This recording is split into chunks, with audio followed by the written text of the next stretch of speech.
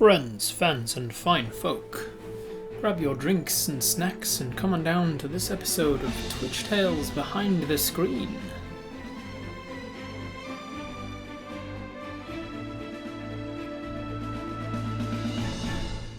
Hello everyone, and welcome to this special episode where I'm going to answer a bunch of questions that I have accumulated through my Discord about the campaign so far. So I've collected a bunch of questions and I will be putting them into categories and answering them to the best of my ability. Obviously I won't be giving too many spoilers. If the question pertains to something I can't talk about yet, I will say so. So let's start with the topic of campaign meta questions. Batmerp asks, were there any hints that you gave in earlier arcs that would have helped us a lot that we missed or ignored? With so many minds playing and then the Discord channel for people to speculate ad nauseum, you've picked up on most of the clues that I remember giving and many that I haven't given as well. You like to speculate a lot and sometimes you end up down a rabbit hole of things that I never intended in the first place. The only arc where the lack of clue gathering was apparent was in the Lusci arc, as the hive mind was rather risk averse, and so you weren't really going around picking up clues because you didn't want to get eaten by a dragon. Batmerp continues with the information we have, could we work out any major details about things we regularly try to work out, such as who answers our dice? It's a difficult one to answer, because theoretically you could work anything out, given smart enough strategy and good enough rolls. So yes. Batmerp continues, have there been any off-screen NPC deaths that we are yet to find out about? And if not, would you do that? There are no NPC deaths that you don't know about already. I don't think, anyway. I would definitely do that if needed. Edith would have died off-screen without your intervention. And Belladel is currently at risk of dying. He's currently battling a wear curse. I'm rolling off-screen every morning to see how that curse goes. And if it goes poorly for him, Belladel will die. Batmerp asks, is there a chance that we will meet any of Lucy's siblings or mother if we live long enough? There's a non-zero chance that you will, yes. But I don't at this stage have any set plans for you to encounter any more of Lusci's family, except for obviously Unguhef late in the campaign. Matt asks, are there any NPC deaths that Batmerp mentioned, directly or indirectly caused by actions that Apis has taken? None come to mind that Apis has been responsible for, no NPC deaths. But Apis has saved, both directly and indirectly, the lives of some NPCs because of actions that you've taken. Kelso asks, have we missed any hints or clues about the status of Lokara and or our missing family? I don't recall dropping any hints per se, nothing that I would call a hint, but there are tiny little crumbs, not even nuggets, tiny little crumbs that I've dropped about Lokara and or your missing family that you haven't pecked at. So nothing that's strong enough to be called a hint. Alright, continuing with the category of joke or troll questions. Surprising no one, coming in first with the troll questions is the Queen of Trolling, Ajo, asks, how do we get Apis a pet Tressim? You go to the Tressim store, obviously. Also, what's Merry Gentleman's favourite fear? I had to look this one up. Neridophobia. Neridophobia, maybe? Wraith asks, when can Wraith expect the wedding with her husbands? The answer, of course, is when COVID regulations allows for large cross-reality events again. Cinderfingers asks, how is the Sasquatch doing? The Sasquatch returned to the wild and recovered from his brief ordeal very quickly, and is now living his best Sasquatch life. Mythical asks, what's the state of the economy system in the Feywild? And the answer is, it's about the same as that of the material plane. Go there and find out. In the category of alternative outcome questions, what would have happened if? Batmerp asks, could we have killed the fiend and escaped with our lives? This is a hard one to speak to what's possible when the dice are involved, and so heavily as when it's a combat situation. But yes, there is a non-zero chance that you could have escaped with your lives, but there is a much higher chance that you would have died or worse. If you had not died in the battle but been incapacitated, there's a good chance that there would have been a whole arc of the campaign that wasn't too dissimilar to you being locked up with Lusci, only you would have been at the behest of the Thieves Guild. Marie asks, if Apis had been another class when their character creation was rolled, would they have always started in the woods near Shadridge, or would they have had a wholly different backstory? Well, the beginning of the campaign was entirely because of the character creation. With a different species, class, or backstory, the story would have begun differently. Fancy asks, did Charlie step up to lead the rebellion because we didn't want to sass the dragon, or was he doing that anyway? 100% yes. I initially had him as just another victim. His destiny was to be the warning.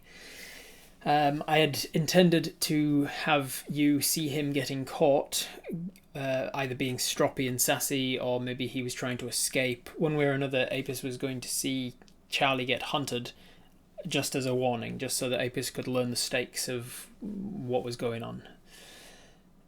Charlie quickly got promoted into the role of right-hand man and lackey, because I thought, Apis is going to need a little bit of guidance, a little bit of someone that I can use as a conduit for my DMing as an NPC to be like, hey, we should try this and we should do this. And then when I realised you needed some very heavy pokes and prods, he was promoted again to sort of on a level with you as co-conspirators in the escape plan.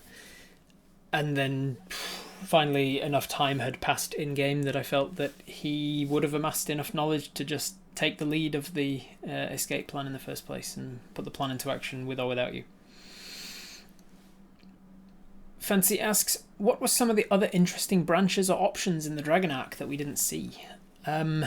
Winning over each of the captured folk had the potential for a mini mission each time.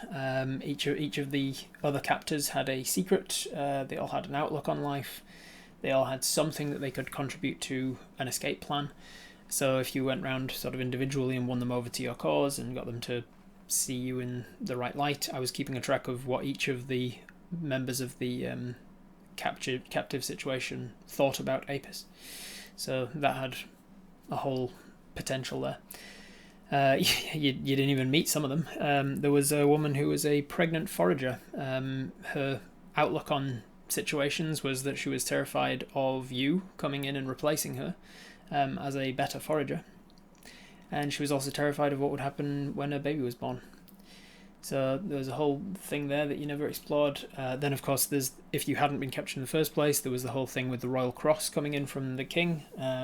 So there was all of the Royal Cross members and guards there. You could have spoken with all of them. They had some plot hooks that they would have mentioned in passing, so you could have gone a different route with those guys. Fancy asks, what if Apis hadn't been captured? You would have probably fought the dragon espionage style, guerrilla tactics warfare, picking off his generals one at a time, trying to outsmart him, fight him from the outside, the way that Fonderg and the Royal Cross eventually did. Fancy asks, what if Apis had not tied the rope in the air portal?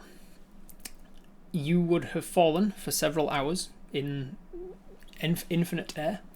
You would have felt the effects of starting to get dehydrated, and thankfully you had some rations and things on you, so you wouldn't have suffered any negative effects other than just falling for hours. Eventually an air elemental would have happened across you, breeze past you, and they would have directed you towards a floating palace where you were going to meet an air genie.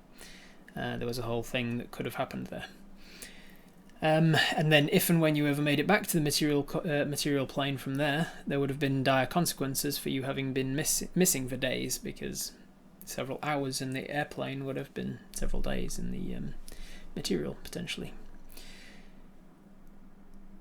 Fancy asks, what if Apis had been more sassy? Lusci had a certain respect for people who talked back or showed their wit. He rarely got the chance to play chess with another intellectual, as it were. so he relished the challenge to break a worthy adversary. You could, for that reason, have gotten away with a lot more than you did, but there would have been a limit. Eventually, you could have sassed him too much that he would have killed you. Or he would have punished you before he killed you. It would have been very clear that you were getting to the point of no return.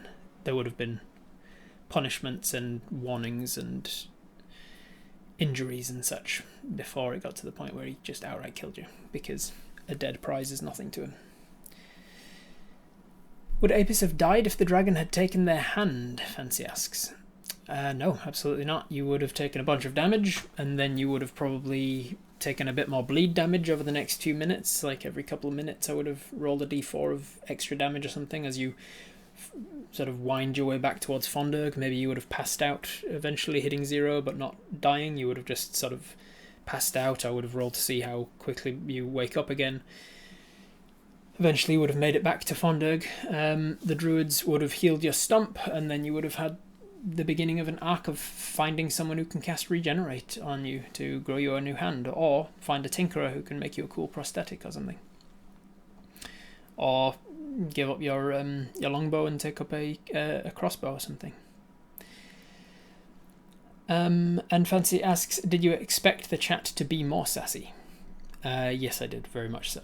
The arc with Lucifreak taught me how risk-averse a hive mind can be compared to an individual party. I was expecting a lot more sass and a lot more talkback and a lot more sort of meeting Lucifreak in a battle of wits sort of a situation.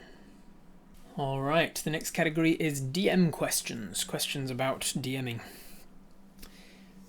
What are your top surprising moments in TT so far, says Fancy, and Emlith asks similarly, what are the times when chat's decisions really surprised you as a DM, if any?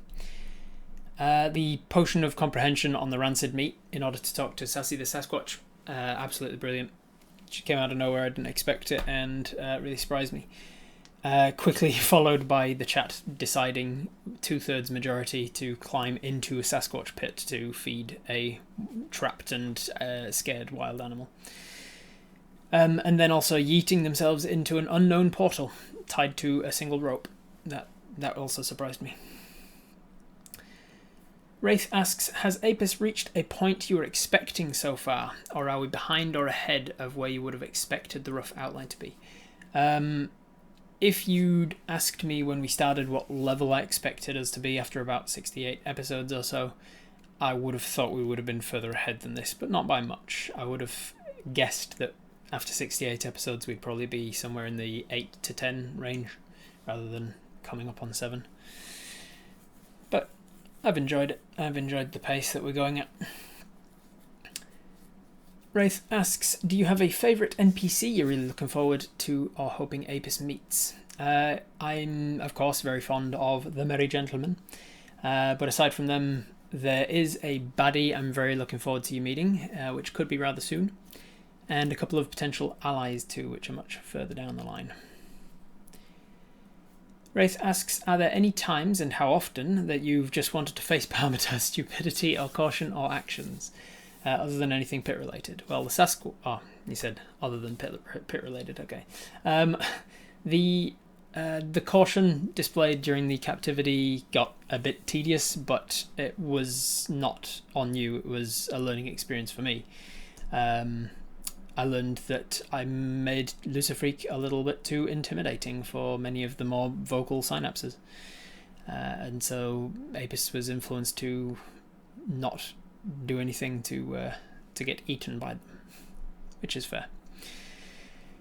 Adria asks, are there any decisions that the chat made that changed the way that you tell the story? In a sense, yes. Everything you do changes the way I tell the story in a way.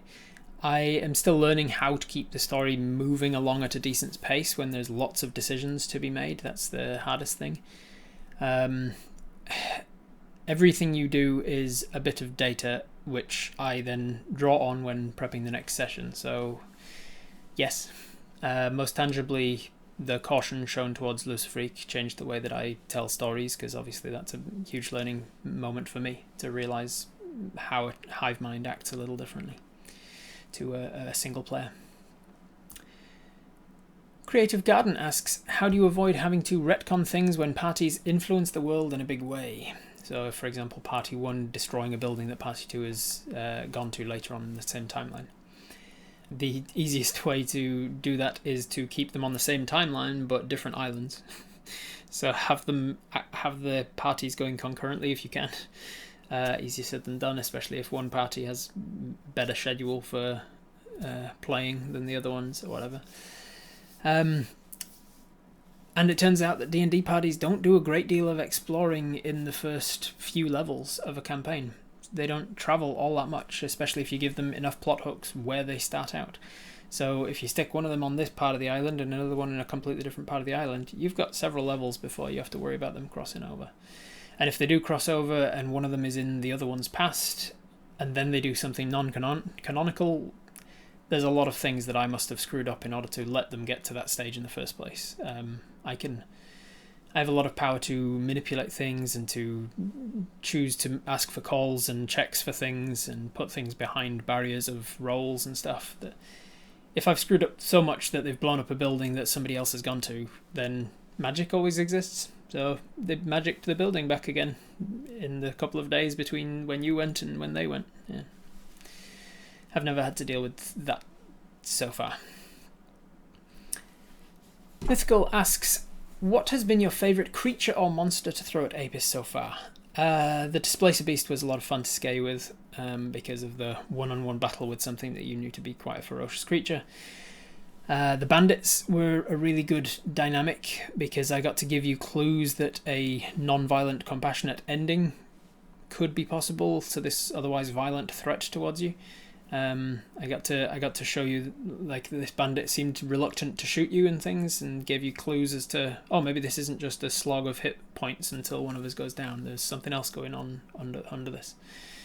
And of course the Gronkle. Always love a good Gronkle.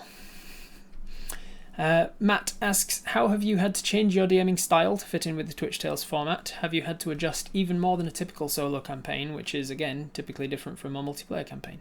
It is, of course, yes. And absolutely, yeah, I've had to be very careful of TPKs. Obviously, very more likely with one player, or one player character, I should say. I've had to become quite attuned to the vibe of the player through dozens of voices in a text chat, rather than reading body language and voice and the other hints that you get from an IRL player. As to whether they're enjoying the session and what they're thinking about and what sort of clues you can give them and whether you need to give them more prods and pokes and stuff. I don't get any of those, any of that information that I would from a real life player. I just get it through voices in a chat, so very different. Also, I've had to grab clues about the future plans for your character through means like Discord, rather than having a single person that I can just straight up ask, hey, what are you intending for your character? What are you going to take at the next level up? And where do you see your character arc going? And what's any sort of stories that you would like to include for your character? I don't have a single player that I can approach with questions about the character. I have to kind of garner it from clues in Discords and stuff, and the general vibe of a chat. Matt asks, is there anything you would change about the style or format that Twitch Tales currently has, and anything that we as the community of players can help you with? So I think what you're saying is, like, if I had a genie to just grant me a wish for the perfect Twitch Tales format, what would I want? In an ideal world, I would have the whole overlay as a really easy to use single application, which is something that we are working on, where I can just click on buttons and turn things off and on, like, really intuitively. Really easy user interface. Ideally, I would also have like a large gaming table with a multi-camera setup for battle maps like Lord Gazumba does. I'd love to show people like minis of Apis moving around on the huge terrain map and things like that. In an ideal world, I would have a crew to operate the overlay, to play the music and soundboard effects and things, so that I could focus 100% on the game and the story, as well as obviously the means to pay my moderators. I would love to do that. I would love a more efficient method of gathering the poll data from the chat that reduces a barrier to entry. Like, I would want it to be a super easy to use interface for my chat to just like turn up and be like, oh, if I want to do a thing, I press this button, and if I don't, I don't. But I don't know really what that would look like. And lastly, I would love to give the collective chat the chance to roll Apus's dice, like the physical dice. I would love if I could have a permanent dice cam that had a tray of dice in it that I never had to touch, and somehow the chat could actually like press a button or type a thing that would physically roll the dice.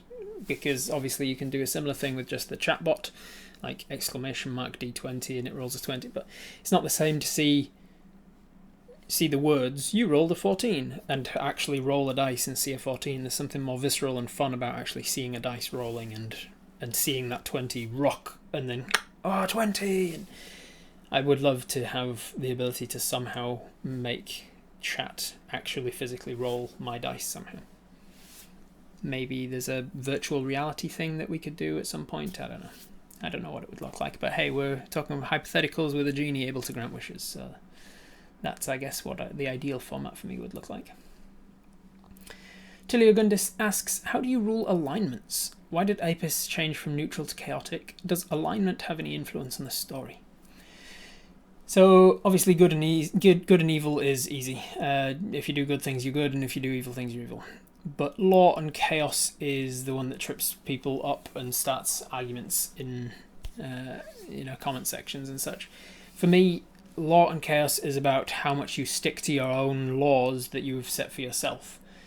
If you have a daily regiment and a schedule, if you have a set of mantras that you live by, if you adhere to any sort of a code, whether it's arbitrary or otherwise, then those are the things that make you lawful. You adhere to some kind of schedule, some kind of code, some kind of thing that you live by.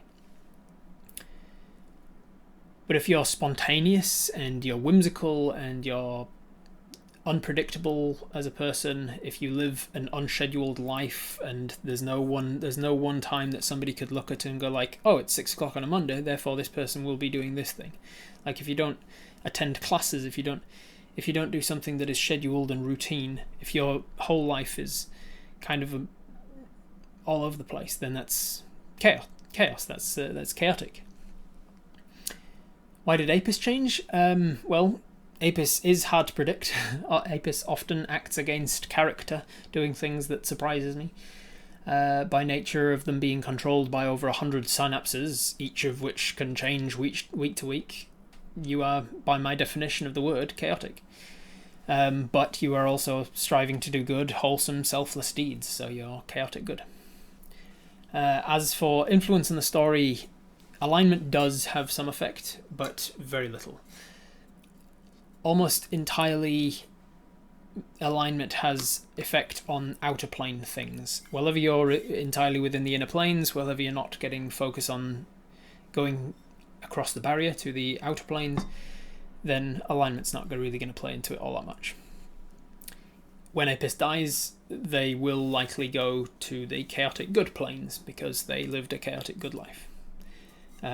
Even that's not guaranteed. Like if you lived a chaotic good life your whole life and then you choose after death to live in a more neutral good plane, then there's ways to do that.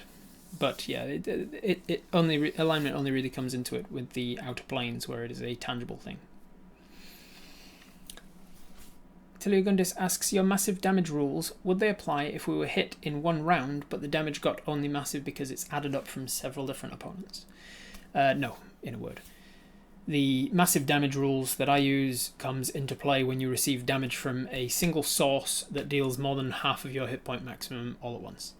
I also usually rule that it counts as a single source if it's a series of strikes simultaneously. So if, for instance, a whole bunch of enemies all took the ready action, and then on the same trigger, wham, they all hit you at once. Or like in a firing squad situation, ready, aim, and fire. Everybody fired off crossbows all at once. I would probably rule that that's simultaneous, because for the purposes of thinking about why I've used these massive damage rules, it's about your system going into shock. You receive like a huge hit, and you get winded until you're stunned for a round or something. Or you're hit so hard and winded so badly that you are knocked unconscious for 1d4 rounds or whatever it is. And whether or not that's a single blow or from several blows that all hit at once, for the sake of your body knowing and going into shock, it doesn't make a difference. So like, I would probably rule it that magic missile, which specifically says all the darts hit at once simultaneously, I would probably rule that that would count as single source of damage as well. Several enemies dealing half your maximum hit points over an entire round, though. Like, that's an entire round of combat. That's about 6 seconds over which that damage is spaced out, and so it's enough for your body to not go into shock because of it. Adro asks, do you have Mel's level upgrades plotted all the way up to level 20, or are you flying by the seat of your stinger?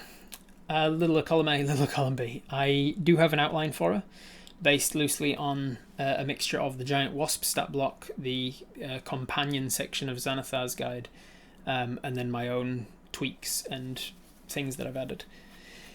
And I've fleshed it out up to about level 10. I've got like ideas for after that, but I haven't named certain things, and I haven't fully like balanced certain things, because until level 10 is plenty enough for what we're going to need for now. Like, I've got like another 100 episodes to worry about what comes after that.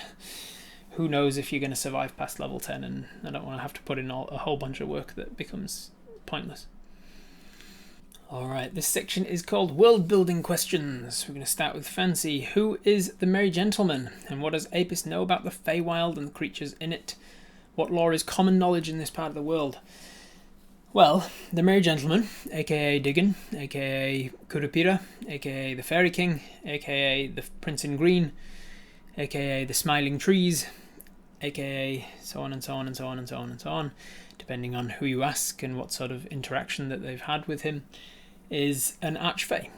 He is a powerful magical being native to the Fairylands, or the Feywild, and he's a member of the court of multiple Archfey.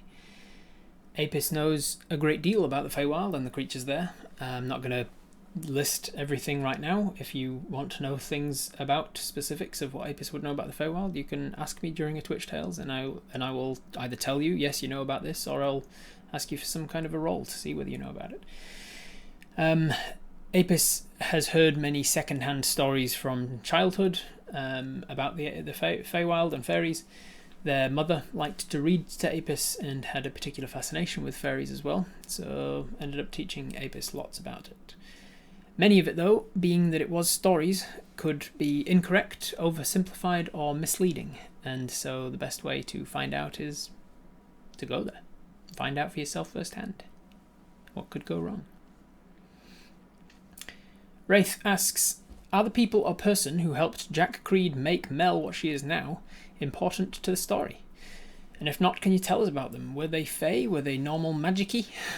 Did they do a lot of business? Where are they? Etc.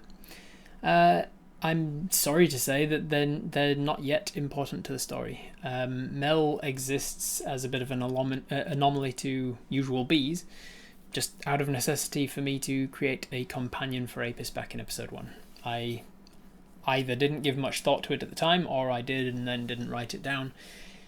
Either way, I don't really have a thought of why Mel is a giant talking version of a bee.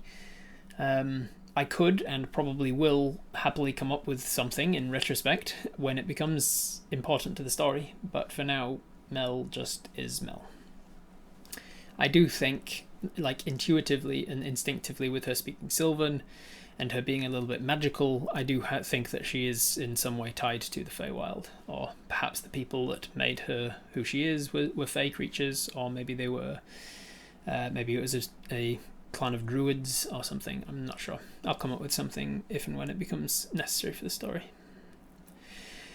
Sparrow asks, are there any particular wouldn't that be cool chat submissions that haven't been introduced into the story yet that you're especially looking forward to encountering? Yes, very much so. Right now I have 11 redemptions waiting to turn up. Some of them are NPCs, some of them are places. There's a baddie or two in there as well. One redemption is coming up really soon, possibly. Another has been spoken of but not yet encountered firsthand. Another is in the works, in-game as well. And another possibly could be in next session, if things happen to go that way. So, very excited. There's lots of things to come. On the same note, Mythical asks, are there any wouldn't that be cools that gave you trouble to integrate into the world and your lore? Not yet. The Wayfinder Beetle was an interesting addition, and integrating Exilia was super easy, barely an inconvenience, because of the story with Merry Gentleman at the time. But there is one that has been redeemed but not yet seen that I'm going to have to think very carefully about including. It has more potential than the others to bleed into all my other Rin-based games, so I've got to be really careful about how I'm going to include it and what I establish as canon when I include it. Marie asks, do you have any in-world stories, legends, myths, pieces of lore that you're looking forward to telling Apis or Apis discovering? Very good question, and I wish that I did. It's just something I've not put any work into yet. One day I want to flesh out, I want to have the history of the world, I want to have ancient civilizations and legends, heroes, stories, epics, tales, books, and, you know, folklore that's been passed down through generations, like Robin Hood and, you know, the Odyssey, and these sorts of things that are like classic works of tales and plays and things. I just don't have any of that yet. I haven't put work into fleshing out the world as it stands in the present day, so I felt like fleshing out the history of the world isn't quite as important yet. But I'll get there eventually. Marie goes on to ask, are there wouldn't that be cool redemptions organised in a queuing system? Whoever redeemed first gets redeemed first, or simply part of the story? The latter. They're not queued at all, they go into the same spreadsheet, and then as the story seems appropriate to include them, I'll include them. You were going to meet a druid guild in the PEA, so Briar, who was a redeemed druid character, was like, perfect, Briar will be one of the druids at this guild. The Merry Gentleman needed to get message to you, and there was a fairy redeemed, and it was like, brilliant, the fairy will take the notice to you. The dice were one of the early ones redeemed, and I wanted to give you something that would help you because you're a single player. I wanted to give you basically a tie to the GM to be like, hey, we need a clue, we need some help, give us some hints. And so the dice were a perfect way to do that. So as and when they become necessary for the story, or they seem to fit well with the story without me feeling like I'm shoehorning them in, that's when they get redeemed. Batmerp asks, when can we find the redeem of the gnome, the one that's neither a Nelf nor a Noblin? I don't know. When it becomes story appropriate, I have ideas of how you'll meet him, but not when. It might be soon, but it might not. I don't know when it makes sense. This is now the character questions. Matt asks, is there a time when we should adjust the description of Apis? Always helps those in need, slow to trust, etc. That's entirely up to you, my fine folks. It's your character. Characters can and should change over time. How fast they change is up to you to discuss. Having said that, indecisive was one of the things we decided for Apis at the beginning, and that is right on the money. Tiliagundis asks, what colour are Apis's eyes? Whatever colour you want them to be, within the normal range of hill dwarves. I try not to set descriptions for your character, so that you can all picture them however you like. They are a self-insert character on your behalf, kind of like a silent protagonist in a video game. How do you estimate Apis's actions on a scale of very careless to overly cautious? Are we active enough? Do we ask enough or detailed enough questions? Are we too untrusting? Blah, blah, blah. What do you prefer as a DM, and what would you recommend? This is your character to play as you see fit. If you want to go down the route of asking every possible dialogue option of every NPC you meet like it's a video game, you can do that. It's not a video game, so there will be repercussions to that. That might be endearing to some NPCs, it might be off-putting to others. It will become... You'll become known by the other NPCs as that character who likes to ask a lot of questions. It will become a character trait for you. If you want to work through every possible option before choosing to act in an overly cautious way, then you can do so. Again, that becomes a character trait. Everything you do is just like deciding what sort of a character Apis is. So it's not like one is better than another, it's just the style of gameplay. So I'm not going to tell you what you should or should not be doing. It's entirely your character to decide. Ads asks, I've noticed that while Apis is pretty good tactically, like in battle, as a chat-driven character, but pretty weak strategically. Do I agree or disagree with that? That's because in battle, Apis is controlled by a decisive fight, flight, or freeze part of the brain. For example, one synapse.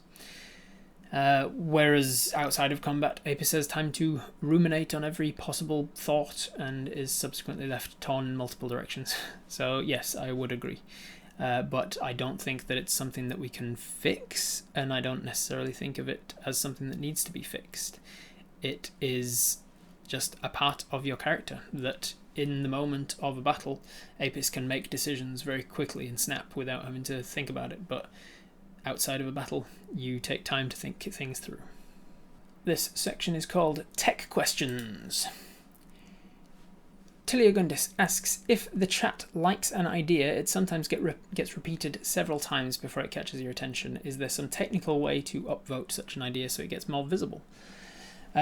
Nothing that I can think of comes to mind, but that's also kind of just the process at work there. Like, an idea said once and missed in the chat is just like a fleeting thought that passes through your mind and then doesn't get acted on. But just like in the real world, the actions we take that we think are spontaneous are actually forecast ahead of time by the chemistry of the brain. So much so that neurologists can actually watch somebody in an fMRI machine, tell them to do something spontaneous that couldn't possibly be predicted, and then they can look at it back and you can see that the section of the brain that makes the decision to do something spontaneous happens far before the time that you think you've actually made that decision. And so they can actually predict spontaneous behavior in fMRI machines because like the thoughts are passing through our brains much more than we think they are. And it works the same way with Apis. Those thoughts that get repeated often enough eventually get acted on. Apis's mind has to repeat a thought a few times before the body decides to act on it. Redial asks, a question or suggestion, would it be possible to have a separate chat during Twitch Tales, specifically for dialogue and anything related to the game decision, for instance, like in Discord or something? Possible, yes. Advisable, no. It wouldn't work. It would confuse newcomers about what goes where and where they write things. Why can't you see both chats? Why am I having to use two different devices and two different applications to engage with this content? It doubles the work of my moderators who are already working for free for me. It wouldn't add any clarity to the situation really either. Like, we can already get by fine as it is, because if I'm asking for dialogue from Apis in a situation where you're talking to an NPC, put it in quotation marks. Apis says this. And if it's not in quotation marks, I will assume you're not saying it out loud, you're just saying it in character. It's a thought that Apis is passing through their mind to talk to the other synapses. Also, there shouldn't be a lot of table talk to confuse things during Twitch Tales anyway. That's what the pre and post talking head sections of Twitch Tales are for us to talk table talk. Jokes and other things like that should be kept to a minimum when we're actually playing the game. Kelso asks, are there any questions you were hoping we'd ask but didn't? Do you mean in this question and answer session or in like the game? If the former, then I kind of wish that someone had asked me what are some of the most entertaining and engaging things that chat does and what are some things we could do better. Kelso asks, what are some of the most entertaining and engaging things chat does and what are some things we could do better? I love chat's diversity. I love when you're either so engaged with the story that I struggle to keep up because you're talking so much, and I also love it when you're so enthralled in the story that I wonder if I've disconnected because you're not chatting at all.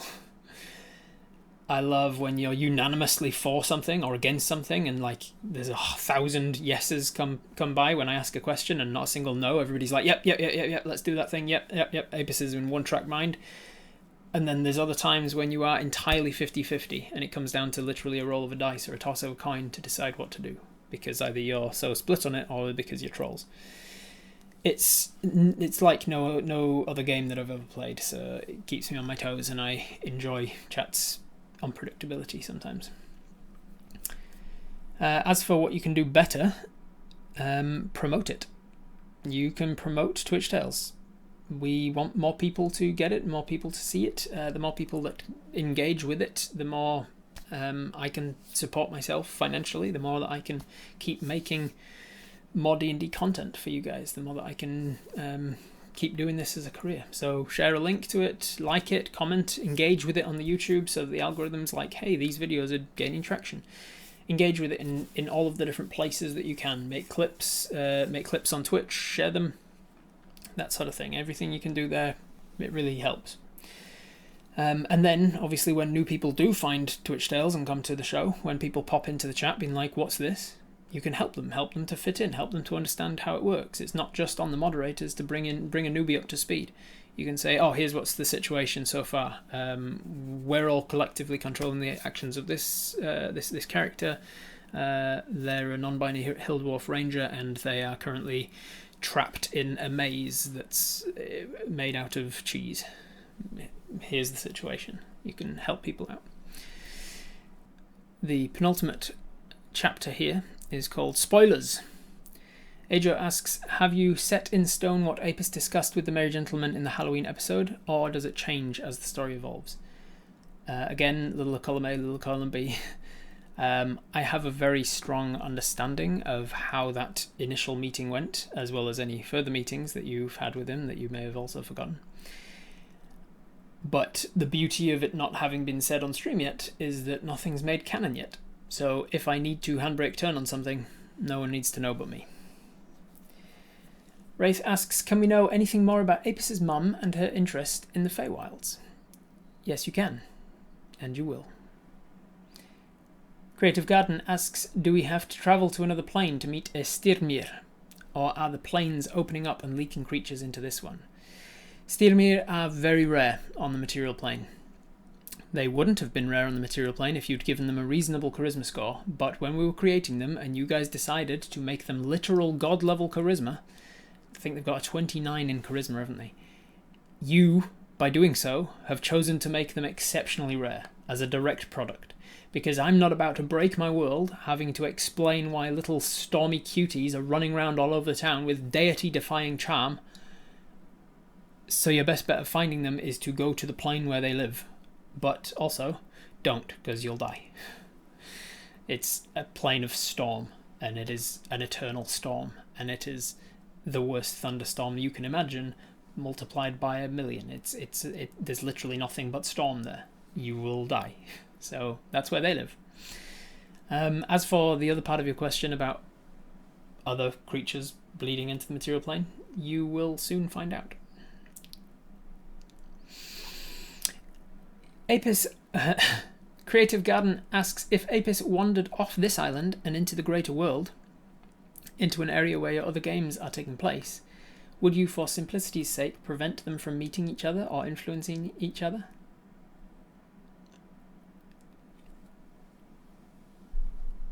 Ask me again soon.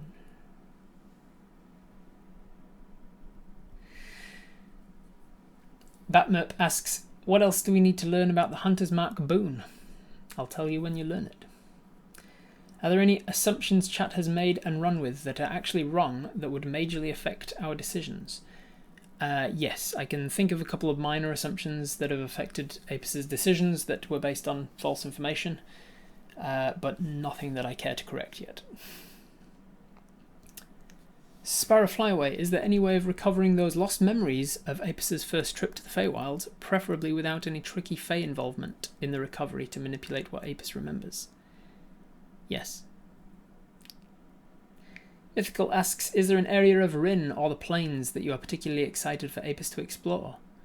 Yes, there are, but I can't talk about it. Yet. And finally, this last chapter is called Questions for Me, the Merry Gentleman. Cinderfingers asks, what would you bring to a potluck? Well, I make a casserole that is truly enchanting. What is your favourite thing about the Feywild? My favourite thing is that it's anything but boring. What is your favourite ice cream flavour? I'm not really one for iced cream, though I suppose it would be vanilla with chocolate sauce as part of a banana split. If you randomly found a random bag of spell component diamonds unattended on the ground, what would you do? Interesting. I suppose that depends on whether I was at home or not. Speaking purely hypothetically, of course. Cinderfingers continues, if a flying dragon dropped a gelatinous cube and a round modron at the same time, which one would bounce higher? We have to assume a lot of things here. Are we assuming the material plane gravity? Are we assuming an earthen surface? How high were they dropped from? What species of dragon dropped them? Too many questions to give a correct answer here. Too many unexplored variables. Do you have a favourite Fey sports team? Oh, of course. Yes. Well, I'm partial to blink baiting, and when it comes to blink baiting, the Whistlers show strategy beyond compare. But their dogs are not nearly as trained as the Montajeteurs. Which forest level or layer is your favourite? What a marvellous question. I believe my favourite layer of the forest would be the understory. The shade neath the canopy but above the shrubs. The green suit is cool. Do you design it yourself? I did, yes. I also designed the magic that keeps it in shape. Do you have any cool battle scars? Alas, as a Fey I do not scar. Many a story, yet without the trophy to accompany it. It's not so easy to dine out on a tell without the show. If you learned a super funny joke, who is the first other arch-Fey you would tell it to? Well, the Jester, of course. The Jester's always happy to share in mirth. But his humour is a little less than wholesome. If the joke was a little too wholesome for him, but I still found it mirthful, perhaps the Fruity Fellow. His jolly guffaw is one of the wonders of the world, you know. What creature in the Feywild can play or sing your favourite song the best? Why, that would of course have to be the earworms. When they're between 7 and around 35 years of age, they're learning their most charming songs. And they're adapting them from those they knew as wormlings. It's truly delightful to hear a choir of wormlings.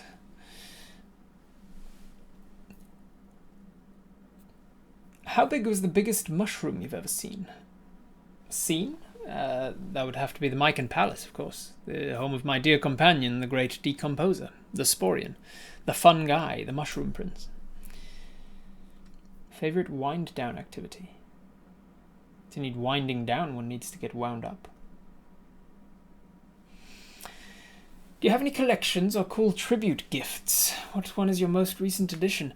I have a truly marvellous tribal mask from a curious clan of chromatic dragonborn in Anat Yalkar, I believe it was.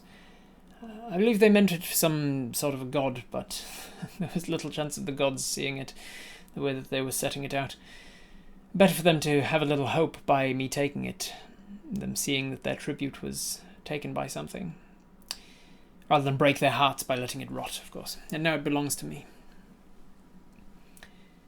If you had to be struck with one of these for one day, would you rather be struck with rocks in your shoes for one day, or leave blue fingerprints on everything you touched for one day? What curious questions.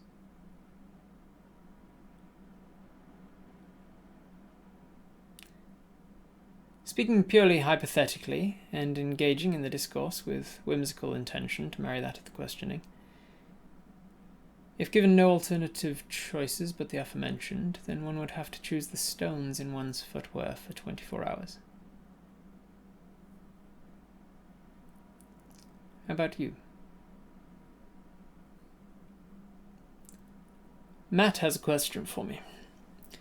Do you have any actual friends, or does everyone want stuff from you? Well, Matt, does an owl have actual gills, or does it hold its breath?